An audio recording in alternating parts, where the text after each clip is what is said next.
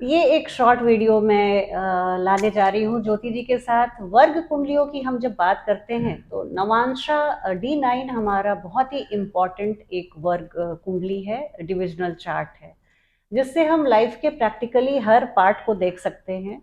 और D9 के बारे में मैंने पढ़ा है कि D9 में हम नक्षत्रों को नहीं देखते और प्लैनेट्स की डिग्रीज को भी नहीं देखते हैं ज्योति जी। तो D9 में हम देखते क्या हैं और D9 में हम इन बहुत महत्वपूर्ण चीजों को क्यों नहीं देखते हैं? जी। D9 हमें क्या देखना है? D9 में there are step of principle या पॉइंटर्स है हमारे, जी। आपको वो ध्यान में रखना है। सबसे पहले तो मान लो कि मेरा कोई प्लैनेट अगर अश्विनी में बैठा है तो मुझे हाँ। पता है वो D9 में कहाँ जाएगा। वो या तो एरीज में, टॉरस में, जेमिनी में, कैंसर में, इन्हीं 4 राशियों में जाएगा। ठीक है। ठीक है। अब मुझे ये देखना है कि कोई प्लैनेट अगर पहली पद में बैठा है तो वो एरीज में गया है, हाँ। एरीज से टॉरस में गया है दूसरे में, ऐसे जेमिनी में या कैंसर में गया है। वर्गोत्तम। हाँ ठीक है, वर्गोत्तम वो एरीज में जी। हुआ। तो ऐसे ऐसे मैं देख रही हूँ कि उसको D1 में एक राशि मिली है और D9 में एक राशि मिली ठीक है। है।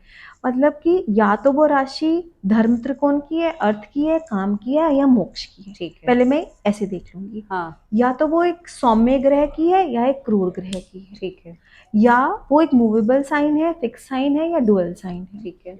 या वो अपने किसी तत्व की है, अग्नि हम्म। की है, पृथ्वी की है, वायु जी। की है, जल की है।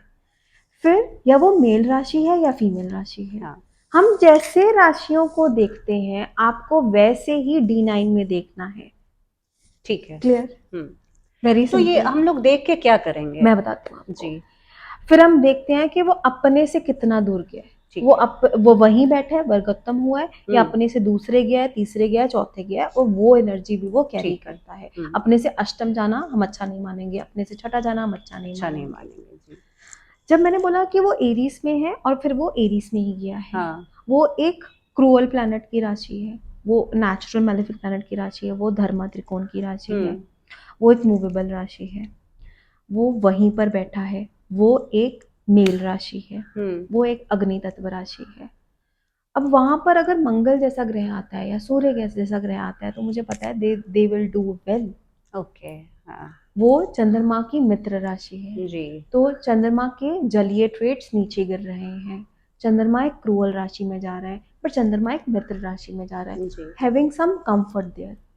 So what am I getting while comparing both the rashis? हाँ। Which planet will be able to survive there or give okay. good results, and hmm. which planet will not be able to give good results? अब okay. मैं बोलूंगी कि okay. Shani तो यहाँ पर किसी काम का नहीं है, पर आप हाँ। बोलोगे कि शनि तो वायु तत्व ग्रह है, वो जो वायु और अग्नि है वो एक दूसरे को कॉम्प्लीमेंट कॉम्प्लीमेंट करते करती है। हैं जी। पर मैं उसकी नीचता को नहीं भी काउंट करती हूँ तो मुझे ये तक इतना तो दिख ही रहा है ना कि वो एक क्रूअल राशि में गया है। जब हाँ। आप एक क्रूअल राशि में जाते हो the result giving ability of the planet becomes very cruel, very harsh.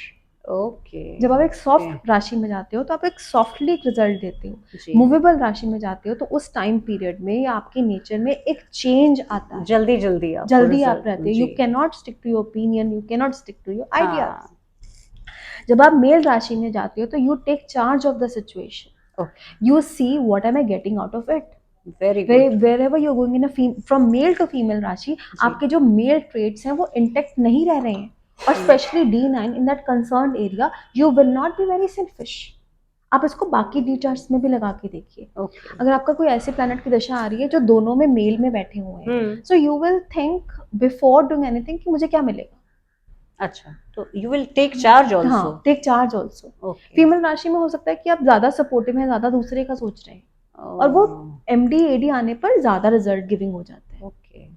और धर्म त्रिकोण में आए तो? धर्म त्रिकोण means you are being righteous और going against being right, depends upon the the combination combination you are जी। गेटिंग। ओके। धर्म त्रिकोण में एक प्लैनेट गया है, वो हाँ। मेरा नवमेश है। हम्म। वो नवमेश होके D9 के अष्टम भाव में चला गया, अफ्लिक्टेड हो गया है, जी। और उधर भी वो मुझे धर्म जैसा ही कुछ दिख रहा है। अब मैं बोल सकती हूँ ना कि declination of my religious opinion और हम्म। Doing something which is not right, धर्म की ही बात हो रही है, बट अब अगेंस्ट द धर्म बात हो रही है। अगर ओके। मुझे दोनों में 2-6 मिल रहा है, मुझे दोनों में पृथ्वी मिल रहा है, हाँ।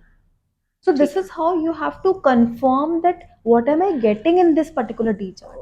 ये जैसे मान जाइए ज्योति जी, D1 में मुझे धर्म त्रिकोण में वो प्लैनेट है और D9 में वो अर्थ त्रिकोण में चला गया, तो कैसे उसको इंटरप्रेट करेंगे? एक तो in the long run or the inner motive of the planet is actually wealth, which you are showcasing as dharma front में. Okay. फिर in the concerned area you are more concerned about your accumulation.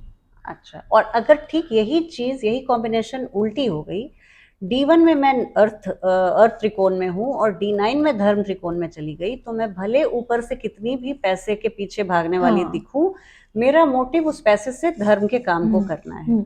अब ये combination बनते हैं ना, या तो planet उसको सपोर्ट करता है या अगेंस्ट चला जाता है। जी। जब मैंने 2, 6, 10 बोला तो मुझे पता है कि यहाँ पर वीनस, मरकरी, सैटर्न हैप्पी हो सकते हैं।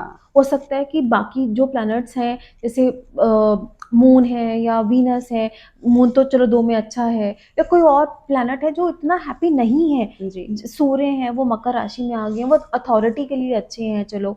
और कोई बात है जो सूर्य की डाउनग्रेड हो रही है क्रूअल राशि में आने की वजह से, शत्रु राशि में आने की वजह से, तो ऐसे आपको जज करना है। And lordship also you have to take from D1। Lordship aspects राशि सब D1 से ही लेते हैं, कंजंक्शन वो हम लॉर्डशिप D1 से ही लेते हैं। D9 को as it is, D chart को एज इट इज भी देखा जाता है, पर वो एक सेकंड स्टेप होता है। अच्छा, ठीक है। इसमें जो अपने से कितना दूर गया है वो सेम हुआ है, क्योंकि वो एरीज से एरीज में गया है, वो 1 ही आया है, उधर 2 ही आया है। मैं आपको एक और एग्जांपल लेके समझाती हूँ।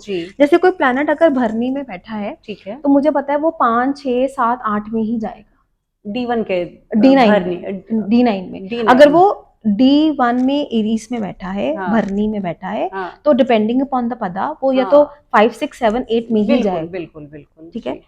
अब मैं बोलती हूँ कि ये मंगल की राशि में जो 5 है वो सूर्य की राशि है, तो मुझे इसमें मंगल और सूर्य का प्रभाव मिला जो फर्स्ट पदा में बैठा है। अग्नि से आप अग्नि में गए हो, मूवेबल से आप फिक्स्ड में गए हो, दोनों फंक्शनल नेचुरल मेलेफिक प्लैनेट्स की राशियां हैं, दोनों क्रूर प्लैनेट्स हैं। ठीक है। फिर दोनों धर्म त्रिकोण में आते हैं। तो इसमें कौन अच्छा करे? दो अपने से पंचम गया तो इसमें एक प्रोजेनी, एक क्रिएशन की एनर्जी है। यहाँ पे अच्छे करने वाले प्लैनेट्स होंगे सूर्य और मंगल। ना अच्छा करने वाला चंद्रमा, सैटर्न। चंद्रमा कहीं अच्छा करेगा, कहीं नहीं अच्छा करेगा। मरकरी भी किसी किसी एरिया में अच्छा हो जाएगा। सो यू हैव टू सी बहुत इन टोटलिटी। Rightly said. बहुत अच्छी जानकारी दी ज्योति जी। ये जो मैंने जितने भी प्रश्न किए वो हमारे दर्शकों के मन में जरूर उठते होंगे नवमांश कुंडली को लेकर, तो इस पर आपने बहुत इसके सारे रहस्यों पर से पर्दा हटाया। बहुत अच्छी जानकारी मिली। अगली वीडियो में बहुत जल्दी आपसे भेंट होगी, तब तक अपना ध्यान रखिए।